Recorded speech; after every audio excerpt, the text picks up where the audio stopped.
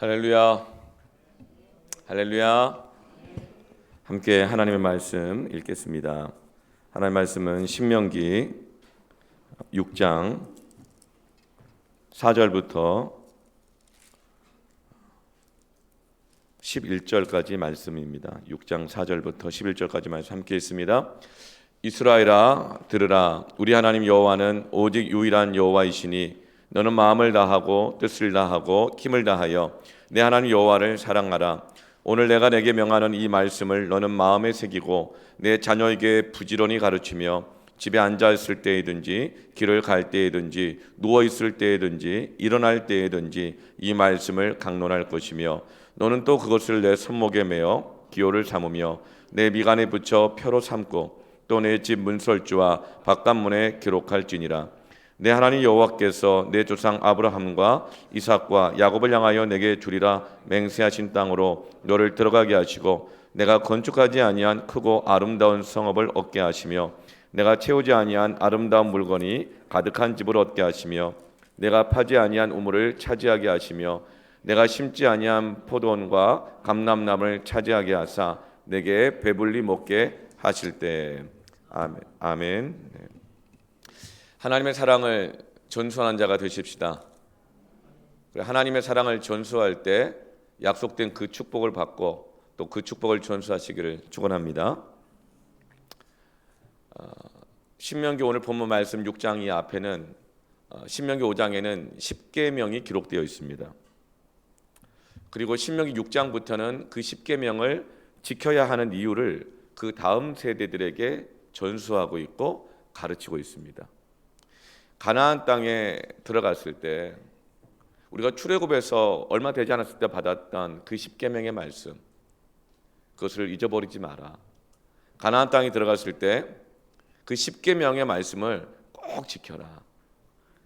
그 이유가 무엇인지 6장부터 28장까지 10계명을 해설하고 그 10계명을 지켜야 될 그 이유를 그 다음 세대들에게 가르치고 있습니다.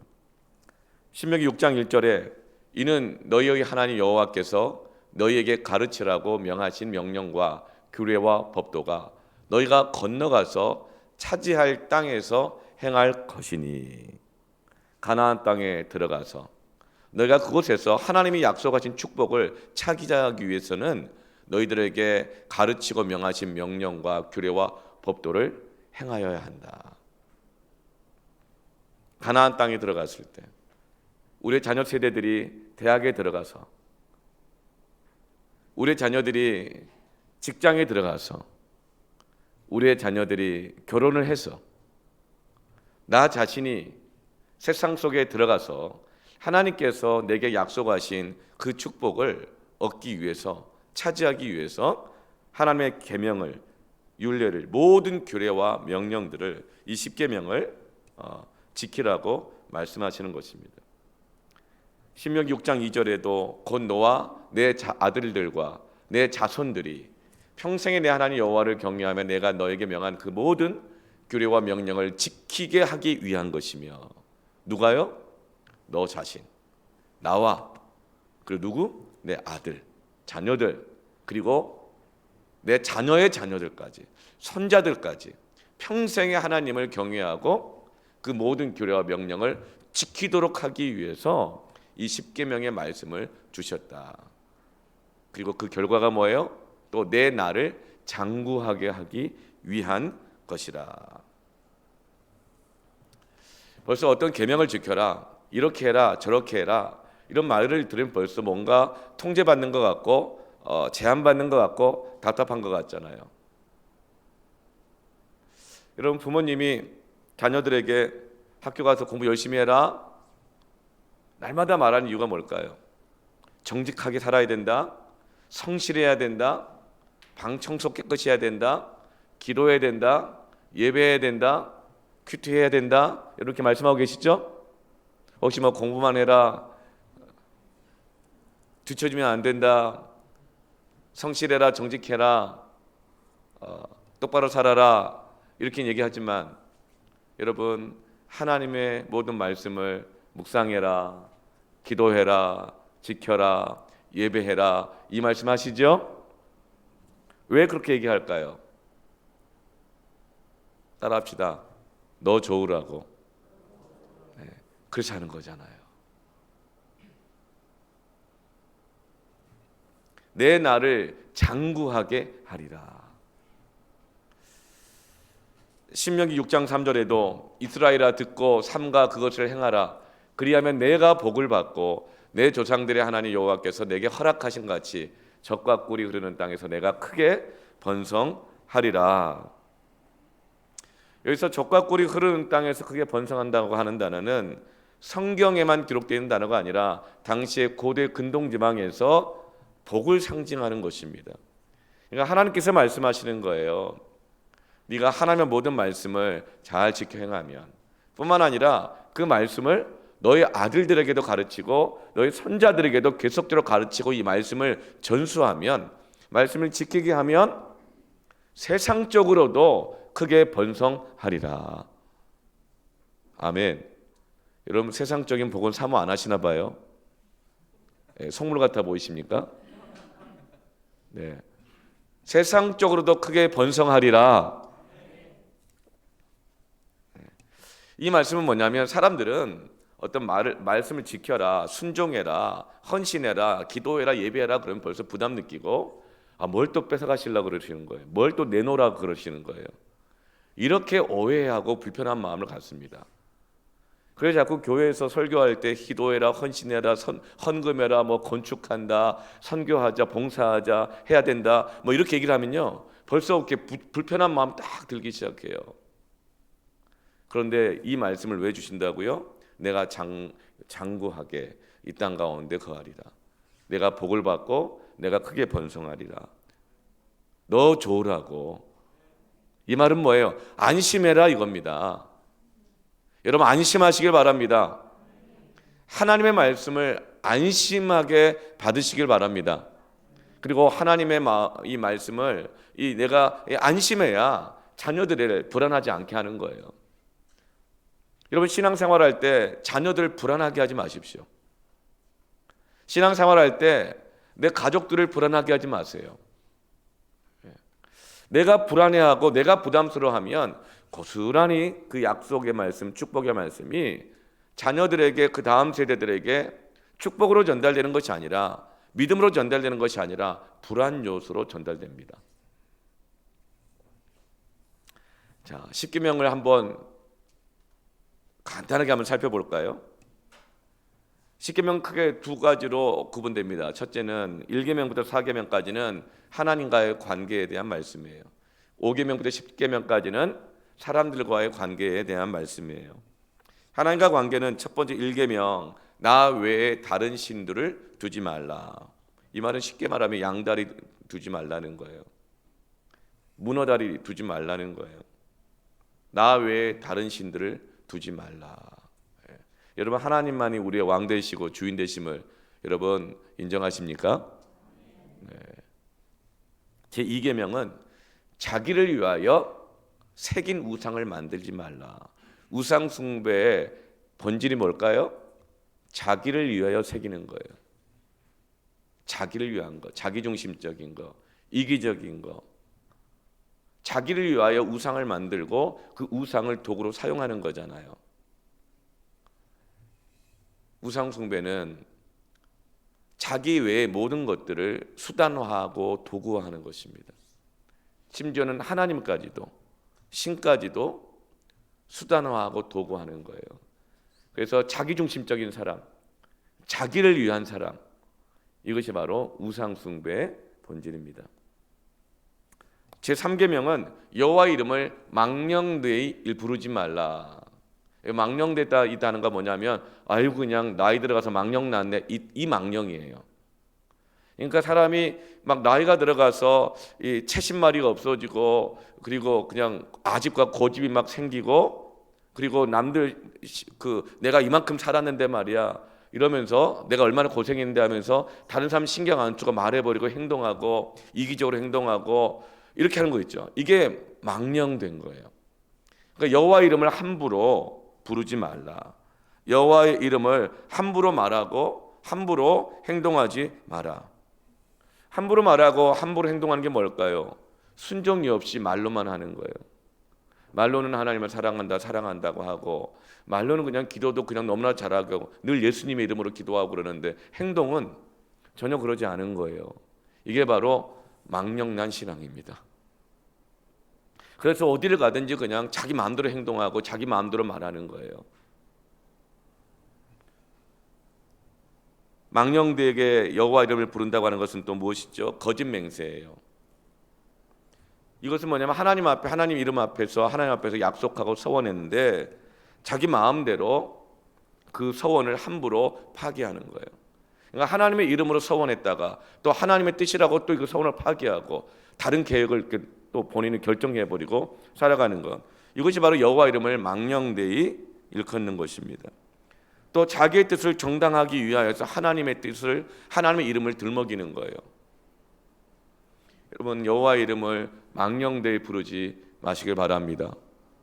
하나님은, 하나님의 뜻이라는 것, 하나님의 이름이라고 하는 것은 하나님, 이건 언약적인 것이고 약속 있는 계명인 것이지 자기 뜻대로 자기 생각대로 하나님의 음성이다, 뭐 하나님의 뜻이다, 하나님의 이름으로 서원하고 또 그 서원을 갑자기 막 바꾸고 파기하고 이렇게 함부로 하나님의 이름을 들먹이면서 신앙생활하고 하나님의 뜻이라고 말하면서 이렇게 말하고 행동하는 것, 네. 여러분, 이것을 지금 금하고 있습니다. 왜냐하면 이것이 너희가 장구하고 이 땅에서 번성하게 되는 것을 가로막는다는 거예요. 제4계명은 안식일을 기억하여 거룩하게 지키라. 여러분, 안식일을 어떻게 하죠? 기억하는 겁니다. 안식일은 뭐예요? 시간을 기억하는 거예요. 그 날을 기억하는 거예요. 그리고 그 시간과 날을 거룩하게 지키는 것입니다. 영과 진리로 예배하는 자를 찾는다 그러셨어요. 이 산도 아니고 저 산도 아니고 가장 중요한 것은 뭐예요? 하나님과 약속한 시간을 지키는 거예요. 시간을 기억하는 거예요. 아우, 내 삶이 바빠요. 그러니까 산당 지어놓고 가까운 데 가가지고 얼른 예배 드리고 와서 내일 막 하는 거예요. 여러분, 그것은 안식일을 지키는 게 아니고 하나님과의 약속을 지키는 게 아니에요. 여러분, 우리는 안식일을 기억하고 거룩하게 지키는 것입니다. 우리는 주일을 기억하고 지키는 것입니다. 네. 출장 갈 수도 있어요. 네. 때론 내가 아파가지고 병원에 누워 있을 수도 있죠. 그러나 우리는 그 장소를 지키면 더 좋겠지만 그 장소를 어쩔 수 없이 지키지 못할 때라도 여러분, 예배의 시간을 기억하고 거룩하게 지키시길 바랍니다. 네. 신명기 5장 13절에 엿새 동안은 힘써 내 모든 일을 행할 것이나. 이게 안식일에 대한 계명이에요. 우리는 안식일을 보통 쉬는 날이다, 쉬는 날이다 이렇게 생각을 해요. 맞아요. 하나님 앞에서 영적인 쉼을 얻고 회복을 얻는 날입니다. 그런데 이 안식일 안에 포함되어 있는 것은 무엇이죠? 엿새 동안 힘써 내 모든 일을 행하는 것이 전제예요. 안식일을 거룩하게 지킨다고 하는 것은 예배 시간만 거룩하게 지키고 기억하는 것이 아니라 6일간 열심히 일하고 열심히 공부하고 내게 맡겨진 일을 잘 감당해내는 것, 그것이 안식일을 거룩하게 지키는 것입니다. 그냥 일주일 내내 그냥 6일 내내 공부도 안 하고 자기 마음대로 살고 가정도 돌보지 않고 아빠 역할, 엄마 역할, 남편 역할, 아내 역할 뭐 하지도 않고 일주일 5일 이렇게 6일 내내 기도도 하지 않고 쉬지 말고 기도하라 그랬는데, 항상 기뻐하라 그랬는데, 그 자기 마음대로 살다가 그냥 일주일에 하루만 딱 나와가지고 예배를 드린다? 이런 것은 안식일을 부정하게 하는 것입니다. 또 신명기 6장 14절에 너나 내 아들이나 내 딸이나 내 남종이나 내 여종이나 내 소나 내 나귀나 내 모든 가축이나 내 문 안에 유하는 객이라도 아무 일도 못하게 하고 내 남종이나 내 여종에게 너같이 안식하게 할지니라. 이 안식일을 지켜야 될 범위, 대상들을 말씀해 주고 있어요. 여러분, 여기에 너만이 아니에요. 누구죠? 내 아들, 그리고 내 딸, 안식일을 지키게 하라는 거예요.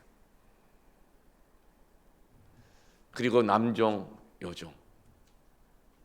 회사 사장님이 난 예배 드리러 가야 되니까 네가 나와서 대신 일해, 이러면 안 된다는 거예요. 믿음을 가지고 안식일에는 하나님만 예배해야 된다는 것입니다. 그리고 어디까지죠? 내 소, 나귀, 내 모든 가축이나 내 문 안에 유하는 객이라도, 짐승까지도. 집에서 기르는 반려견 때문에 안식일을 잘 못 지키는 경우도 많이 있어요.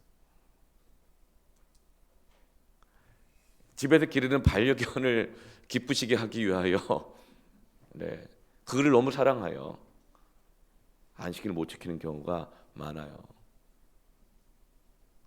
그리고 내 문 안에 유하는 객이라도, 누가 우리 집에 손님이 온다는 거예요. 만년 손님 사이가 찾아오고, 안 믿는 내 아들이 찾아오고, 안 믿는 내 손자가 찾아오고, 아니면 진짜 오랫동안 못 봤었는데 정말 어렵게 약속한 누가 말가 찾아온다는 거예요. 그러나 그 객이라도 아무 일도 못하게 하고 안식하게 할지니라. 여러분 6일 동안 열심히 일하십시오. 6일간 열심히 기도하십시오. 6일간 열심히 복음을 전하십시오. 6일간 열심히 밥도 사주고 사랑도 하고 섬김도 하십시오. 대접도 하십시오. 근데 왜 그거를 하나님과의 정해진 안식일에 자꾸 하면서 이 핑계 저 핑계 되느냐. 바로 그것 때문에 너에게 주어진 복이 장구하게 되는 것이 막히게 되어지고, 자꾸 뚝뚝 끊어지게 되어지고, 이 땅에서 번성하지 못하게 된다. 이제 10계명의 이 두 번째 영역입니다. 5계명부터 10계명까지 사랑과의 관계예요. 제 5계명은 내 부모를 공경하라. 너무나도 잘 아시는 말씀이죠. 네. 자기 사 먹을 건 다 사 먹고 여행 갈 거 여행 가고 그러면서 부모님에게 용돈도 안 드리고 부모님 어려운데 생활비도 안 드리는 사람들, 여러분 헌금도 하지 마십시오. 하나님은 그런 이 헌금을 기뻐하지 않으신다는 거예요. 내 부모를 공경하십시오. 네. 6계명은 살인하지 말라요. 살인하는 게 뭘까? 예수님은 미워하는 것도 살인하려는 거라 그랬어요. 마음으로 미워하는 것까지.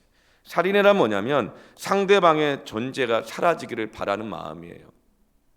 상대방의 존재를 내 관계 속에서 제거해 버리는 거예요. 투명인간 취급하는 것, 살인입니다.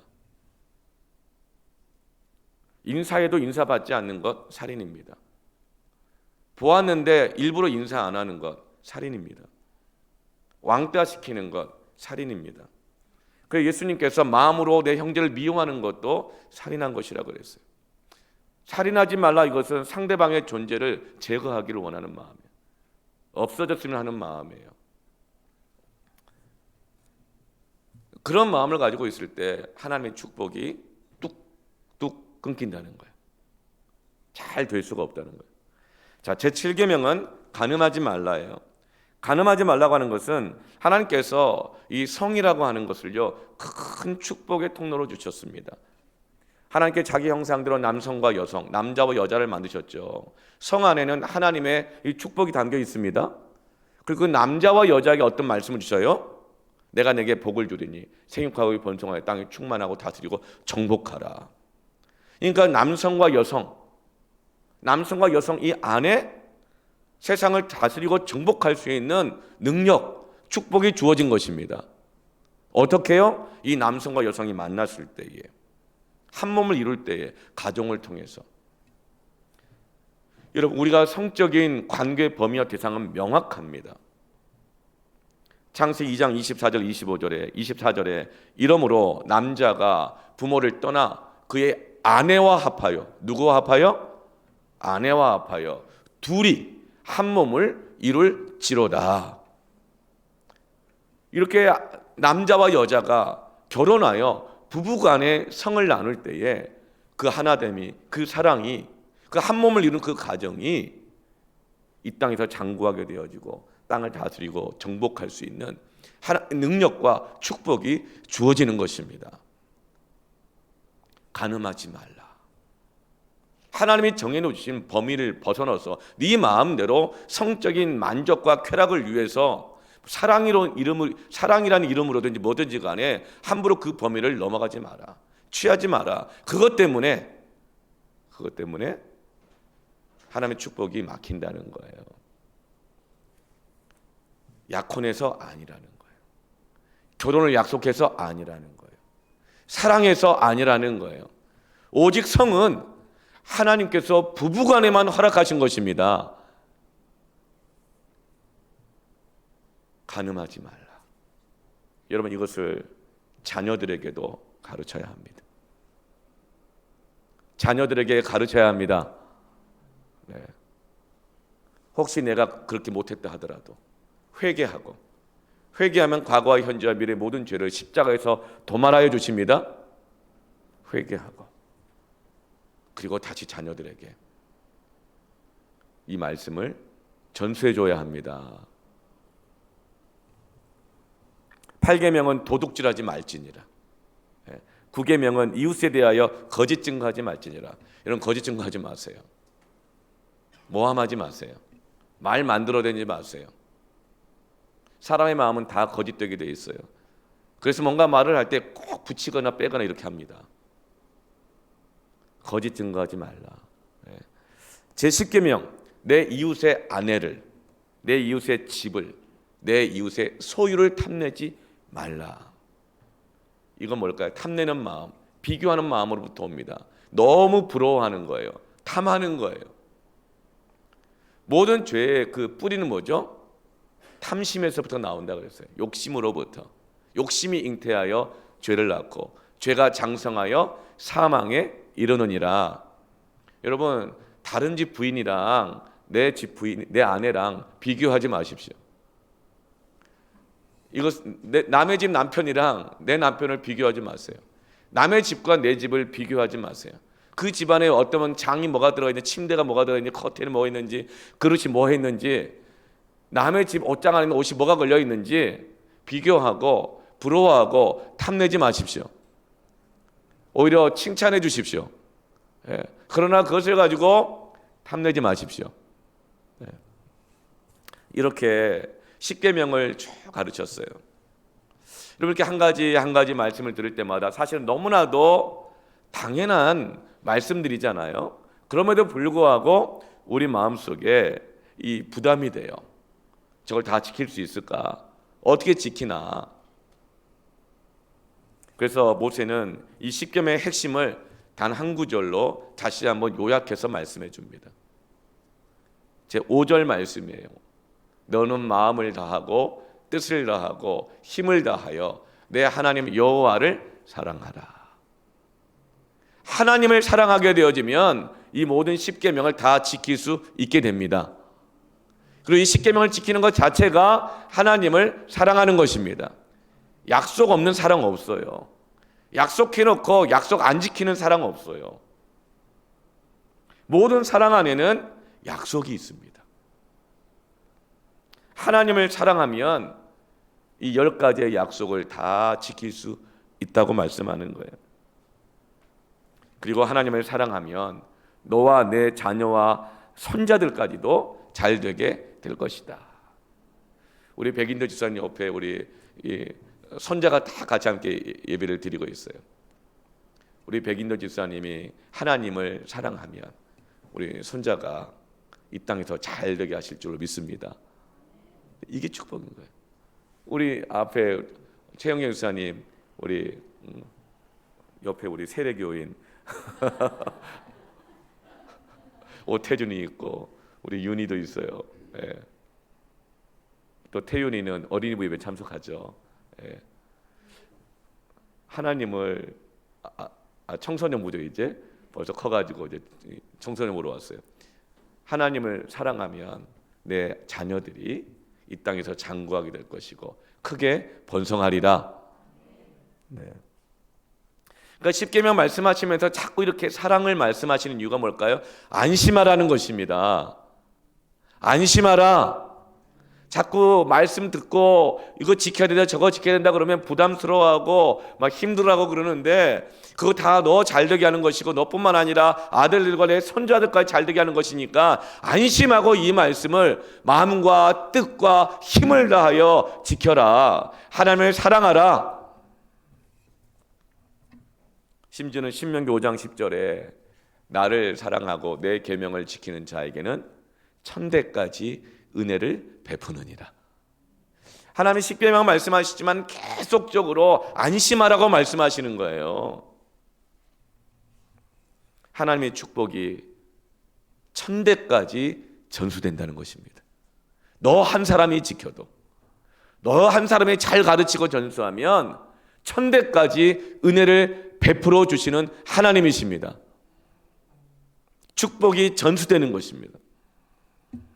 여러분, 사랑한다는 게 뭘까요? 하나님을 사랑한다는 것, 4절 말씀에 우리 하나님 여호와는 오직 유일하신 여호와이시니까 하나님을 유일한 하나님으로 사랑하라는 거예요. 유일한 하나님을 사랑하라는 것은 뭔가요? 하나님은 나눌 수 없는 분이라는 것입니다. 하나님은 순서를 매길 수 없는 거라는 거예요. 누구하고 비교해가지고 순서를 매길 수 있는 분이 아니에요. 심지어는 내 것과 비교해서도 하나님을 뒤로 밀어놓거나 순서를 매길 수 없는 유일한 하나님, 나누어 살 수 없는 하나님이신 겁니다. 삼위이신 하나님께서, 성부, 성자, 성령님께서 우리를 너무나 사랑하셔가지고 독생자 예수님을 보내어 주셨어요. 십자가에 달려 죽도록 내어주셨어요. 그런데 그것은 유일하신 하나님이란 말은 뭐냐면 예수님을 우리를 위해서 내어주셨다는 것이 삼위 하나님의 3분의 1만 띄어서 일부만 주신 것이 아니라 하나님 자신을 전부를 다 주셨다는 것입니다.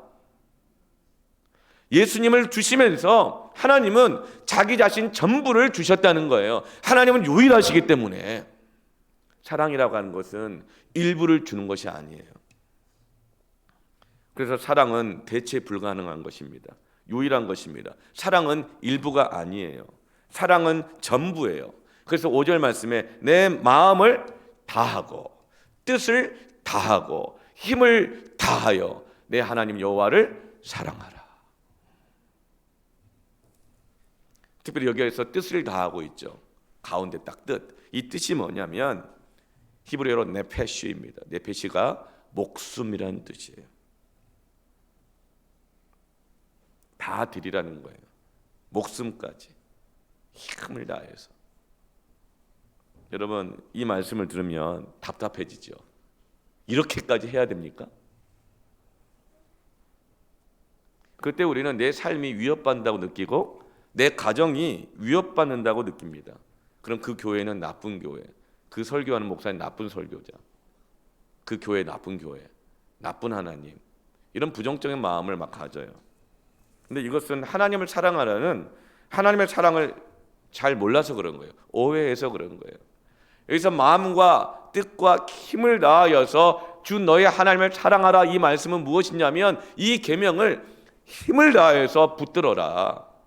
붙들어라. 하나님의 사랑을 붙들어라. 의지해라. 여러분, 여기서 어디에서 네가 가지고 있는 재물을 다 내놓아라, 네 집도 다 내놓아라, 네 인생 다 내놓아라, 이런 말이 어디 있어요? 근데 사단은 자꾸만 우리 마음속에 있는 건강하지 못한 독립성을 자극하고 우리의 자아중심과 이기적인 마음을 자꾸 자극해가지고 하나님의 말씀을 자꾸 오해해서 듣게 만드는 거예요. 하나님은 내 마음과 뜻과 목숨 걸어서라도 하나님이 너를 사랑하시고 축복하고자 하시는 그 계명의 말씀을 끝까지 붙들어라, 이렇게 말씀하시는 거예요. 여러분, 이스라엘 백성들이 우상 숭배하고 불순종하고 마음껏 살다가 아무 데서나 예배드리다가 북이스라엘 남유다 다 망한 이유가 뭐예요? 가까운 곳에다 산당 지었던 거예요. 결국 산당을 없애지 않았던 거예요. 그 뭐죠? 안식일을 그렇게 지키지 않고 절기를 지키지 않고 자기 편의주의, 자기 시간, 자기가 생각한 대로 예배만 드리면 되지 뭐, 이거였거든요. 그리고 그것 때문에 이스라엘의 약속된 축복이 멈춰버리고 망해버렸던 거예요. 그렇게 망해가지고 바벨론에게 망해서 70년간이나 포로 생활을 하게 됩니다. 그런데 70년 동안 외국 이주 노동자로 살다가 나름 바벨론 생활에 적응하고 살고 있어요. 인간은 적응의 귀재입니다. 심지어는 광야 생활 40년 해도 가나안 땅 안 들어가려고 그러잖아요. 불편하고 힘들어서 적응된 곳이 더 낫다. 어떤 일이 생길지도 모르는 가나안 땅 들어가는 거 부담되거든요. 인간은 적응의 귀재예요. 그래서 온갖 합리화를 다 갖다 붙이거든요. 그렇게 70년간 바벨론에서 살고 있는데 하나님이 어느 날 관계 회복을 선언하셔요. 돌아와라 이렇게 하시는 거예요. 돌아와라. 그러자 그때 이스라엘 백성들이 어때요? 할렐루야 하지 않아요. 부담스러워요. 예레미야 29장 10절부터 11절 말씀 보면 여호와께서 이와 같이 말씀하시니라. 바벨론에서 70년이 차면 내가 너희를 돌보고 나의 선한 말을 너희에게 성취하여, 그러니까 하나님의 축복 약속의 말씀을 성취하여 너희를 이곳으로 돌아오게 하리라. 다시금 너희들이 하나님의 약속된 말씀의 축복을 누리며 살고 하나님과 온전한 관계 회복, 하나님과의 백성들과의 온전한 이 희락의 기쁨과 회복을 누리며 살도록 하기 위해서 원상복귀 돌아오도록 하게 하시겠다 말씀하셨어요. 그런데 이스라엘 백성들이 부담스러워하는 거예요. 그래서 11절에 이렇게 말해요. 여호와의 말씀이니라. 너희를 향한 나의 생각을 내가 하나니 평안이요 재앙이 아니니라. 너희에게 미래와 희망을 주는 것이니라. 그러니 안심하라. 안심하라는 거예요.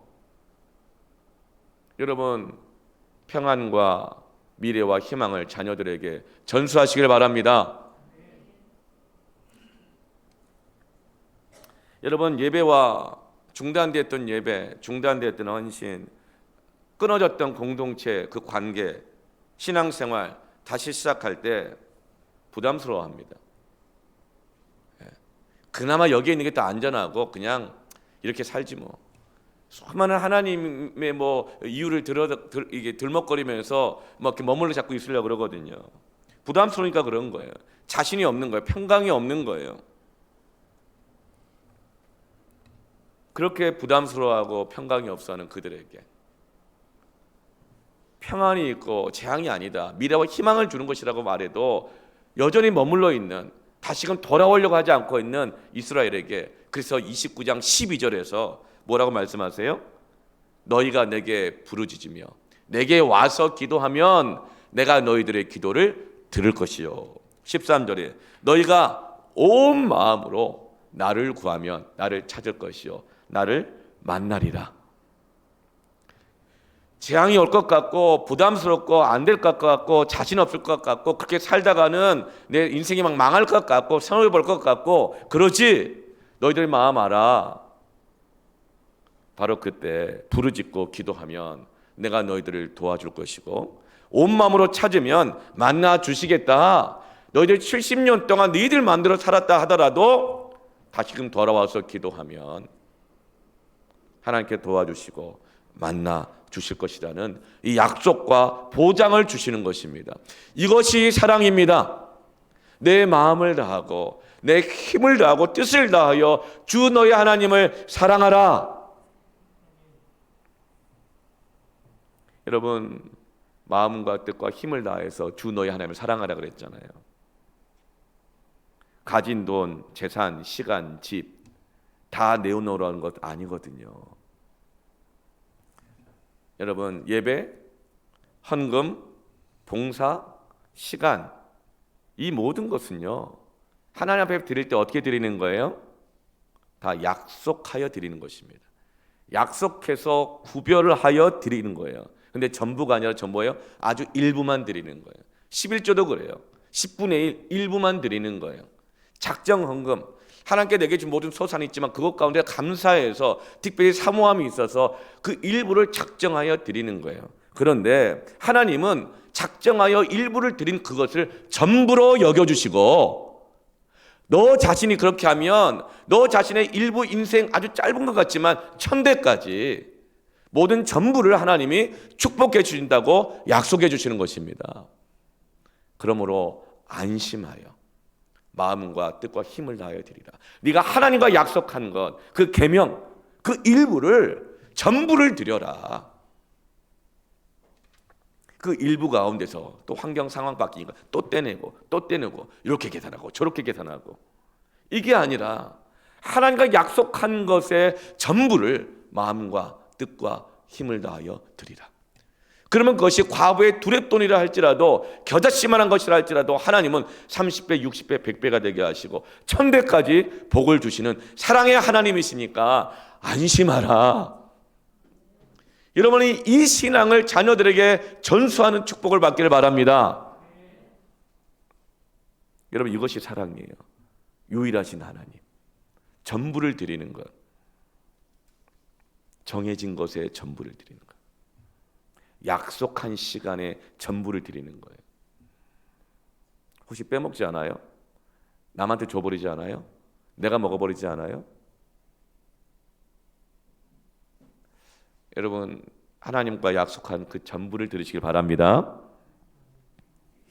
여러분, 그래서 헌금은요, 형편되는 대로 드리는 것이 아니에요. 봉사는 형편되는 대로 하는 게 아니에요. 예배는 형편되는 대로 드리는 것이 아니고 정하여서 드리는 것입니다. 형편될 때, 안 될 때, 그때그때 하는 게 아니에요. 여러분, 그것을 은혜라고 생각하세요? 그걸 방종이라 그래요. 그리고 그것을 하나님의 이름을 만유리 여기는 거라 그래요. 하나님과 약속한 것, 헌금, 봉사, 예배 시간은 하나님과 약속하여 정하여 드리는 것입니다. 이것이 바로 취미와 신앙의 차이점이에요. 취미는 뭐예요? 형편껏 하는 거예요. 남는 시간 갖고 하는 거고, 남는 돈으로 하는 것이고, 내가 다 쓰고 여가를 활용해서 하는 것이 취미입니다. 그러나 신앙은 취미 생활이 아니에요. 신앙은 하나님과 약속한 대로 전부를 드리는 것, 마음과 뜻과 힘을 다하여 사랑하는 것이 신앙생활입니다. 그럴 때 하나님이 축복하신다는 거예요. 여러분, 생명은 부분이 없어요. 이게 배터리가 있는 한 이것도 살아있는 거잖아요. 그렇죠? 이걸 생명이라고 생각해 보세요. 근데 이 생명을요, 탁 부러뜨려가지고 두 동강 내요. 그러면서 이렇게 말해요. 자, 이게 이제 생명 2개 줄게. 이렇게 말하는 거예요. 죽은 2개의 덩어리인 거죠. 여러분, 생명은 나눌 수 있는 것이 아닙니다. 생명을 다하는 것, 사랑한다는 것. 여러분, 사랑의 관계에서는요, 서운하는 것을 전부를 드리는 것이 사랑입니다. 그리고 하나님은 그것을 전부로 여겨주시고 약속하신 것을 하나도 빠짐없이 전부를 주십니다. 나를 사랑하고 내 계명을 지키는 자에게는 1000배까지 은혜를 베푸시느니라. 근데 여러분, 여기에 하나님은 축복을 주시는데요, 그냥 주시는, 1000배까지 약속하실 뿐만 아니라 넘치는 축복을 주십니다. 그게 뭘까요? 덤으로 주시는 축복이에요. 덤이란 건 뭐예요? 넘쳤다는 거예요. 하나님은 약속된 걸 주실 뿐만 아니라 넘치게 주시는 하나님이십니다.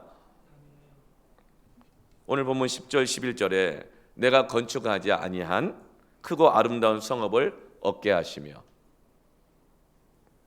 내가 채우지 아니한 아름다운 물건이 가득한 집을 얻게 하시며, 내가 파지 아니한 우물을 차지하게 하시며, 내가 심지 아니한 포도원과 감람나무를 차지하게 하사 내가 배불리 먹게 하실 때에, 건축하지 아니한 것을 나에게 주신다는 거예요. 내가 건축하지 않은 거 일방적으로 주신다는 거예요. 선물로, 공짜로. 여러분, 지금 복음의 빛 동산교회 지금 사실 건축되다 중간에 중단되어 있는 거긴 하지만, 복음의 빛 동산교회 건축하지 않았지만, 여기 뭐 같이 함께 참여한 분도 있지만 건축하지 않았지만 다 여러분의 교회입니다. 이게 하나님의 은혜인 거예요. 여러분이 세우지 않은 회사인데 직원으로 들어갔다가 그 회사에서 여러분이 대표가 될 수 있다는 거예요. 여러분이 설계 시공 완공하지 않은 아파트에 전세로 들어갔다 하더라도 여러분이 그 주인이 되는 축복을 주시는 것입니다. 여러분, 이것이 하나님 바로 주신 넘치는 사랑이에요. 덤으로 주시는 축복인 것입니다. 여러분, 그러니까 무슨 말이에요? 안심하라. 안심하라는 거예요. 왜 하나님을 그렇게 못 믿냐? 안심하라는 것입니다. 하나님 믿는 신앙, 그래서 하나님만 사랑하는 신앙을 전수하라는 것입니다. 가나안 땅 들어가서 그래야 그곳에 약속된 축복을 얻을 수 있다는 거예요. 여러분, 십계명은 하나님의 사랑입니다. 하나님 모든 규례와 율례는 사랑입니다. 그러니 6절부터 오늘 9절 말씀에 같이 한번 읽어볼까요? 시작. 오늘 내가 내게 명하는 이 말씀을 너는 마음에 새기고 내 자녀에게 부지런히 가르치며 집에 앉았을 때에든지 길을 갈 때에든지 누워있을 때에든지 일어날 때에든지 이 말씀을 강론할 것이며 너는 또 그것을 내 손목에 매어 기호를 삼으며 내 미간에 붙여 표로 삼고 또 내 집 문설주와 바깥문에 기록할 지니라. 아멘. 여러분, 사랑이란 뭐냐면요, 전부를 맡겨도 안심하고 맡길 수 있는 것이 사랑입니다. 사랑이란 뭐냐면요, 일부를 받아도 전부로 줄 수 있는 것이 사랑입니다. 사랑은 안심하고 맡길 수 있게 하는 것이 사랑입니다.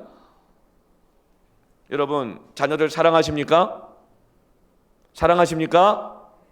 그러면 자녀들이 안심하고 하나님께 자신의 인생 모든 것을 맡길 수 있도록 하게 하십시오. 그게 사랑입니다. 여러분, 이 신앙을 가르치고 전수해야 자녀들이 안심할 수 있습니다. 바로 그때 자녀들에게 예배와 우리의 신앙과 헌신이 전수가 되는 거예요. 하나님을 불신하는 그런 계산적인 신앙으로 자녀들을 불안하게 하지 마시길 바랍니다. 자녀들은 부모가 딱 하는 거 보면 알아요. 아, 저 불안하구나. 그러니까 이렇게 공부하라고 그러지. 불안하구나. 그러니까 내가 주일날 예배 안 드리고 학원 간다 그럴 때도 그럼 가서 공부해라 뭐 이렇게 한다든가. 아니면 아빠, 엄마, 내가 이걸 이렇게 해야 될까요? 저렇게 해야 될까요? 막 고민하면 신앙으로는 그렇게 하면 안 될 것 같은데 현실 보면 그렇게 좀 해도 될 것 같아. 그럴 때 갈등되니까 어떻게 말해요? 네가 기도해보고 네가 결정하렴? 이렇게 말해요. 불안한 거. 근데 자식들은 다 알아요. 확신이 없구나. 불안하구나.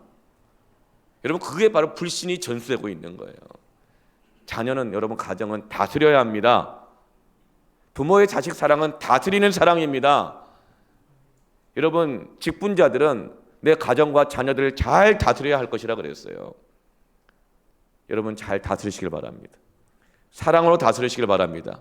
그들 안에 있는 불안과 두려움과 죄의 욕심들과 이런 것들을 잘 다스리시길 바랍니다. 여러분, 최근에 출간된 책 중에서 최고의 팀은 무엇이 다른가라는 책이 있어요. 저자 데니얼 코일은 여러 프로 스포츠 팀들, 특수부대, 영화사 등 전 세계의 성공한 집단들을 찾아가서 공통 분모를 발견해 보니까요, 성공했던 그 이유가 그 팀원들의 똑똑함이나 융함이 아니었어요. 그 팀원들에게는 안정감이 있었던 거예요. 우리 팀은 안전하다라고 하는 그 확신이 있는 거예요. 그래서 성공하는 집단의 리더는 우리는 하나라는 서로 안정적인 결속을 만드는 데 있어서 필요한 모든 사소한 제스처와 습관들이 있는데, 그 뭐냐면 자주 시선을 마주치고 자주 습관적으로 서로에게 감사를 표현한다 그래요.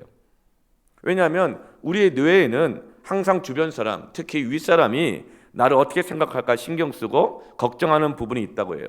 그래서 이것은 안전한가 늘 생각한대요. 이들과 함께하는 나의 미래는 안전한가? 이곳은 이상한 곳도 아닌가? 이것은 가치 있는 곳인가? 또 내가 이곳에 있어도 되는가? 나를 필요로 하는가? 나의 미래는 이곳에 있어도 안전할 것인가? 늘 이것을 생각한다는 거예요. 누구를 통해서? 주변 사람들과, 그리고 특히 윗사람을 통해서. 그래서 성공하는 조직은 서로에게 자주 당신은 우리에게 필요하다는 사인을 줘야 한다고 합니다. 그래서 그 안정감 속에서 사람들은 마음 놓고 모험할 수 있다는 거예요. 안전하기 때문에. 버림받지 않을 거기 때문에, 비난받지 않을 거기 때문에, 천대까지 용납을 받을 거기 때문에, 그래서 안전한 공동체가 성공한다는 거예요. 데살로니가전서 5장 18절에 범사에 감사하라. 범사에 감사하라. 이것이 그리스도 예수 안에서 너희를 향하신 하나님의 뜻이니라. 저는 우리 교회가 안전한 교회가 되기를 선포합니다. 여러분의 가정이 안전한 가정이기를 선포합니다. 여러분이 다니는 직장 가운데 여러분이 평안의 복음의 발걸음이 되십시오. 여러분이 그 직장의 안정감이 되시길 바랍니다. 여러분 때문에 여러분의 이 사장님이 여러분 때문에 시도할 수 있고 도전해 볼 수 있고, 내가 너와 함께라면 이걸 할 수 있겠다. 부모 때문에 자녀들이 나 말씀대로 살아볼 수 있을 것 같아요. 나 그렇게 살 거예요. 우리 교사 때문에 우리 반 아이들이, 패밀리 아이들이 나 그렇게 살고 싶어요. 해보고 싶어요. 한번 해볼게요. 여러분, 안전한 교회, 안전한 가정, 안전한 직장 되기를 축원합니다. 여러분, 사랑이 최고의 안정감입니다.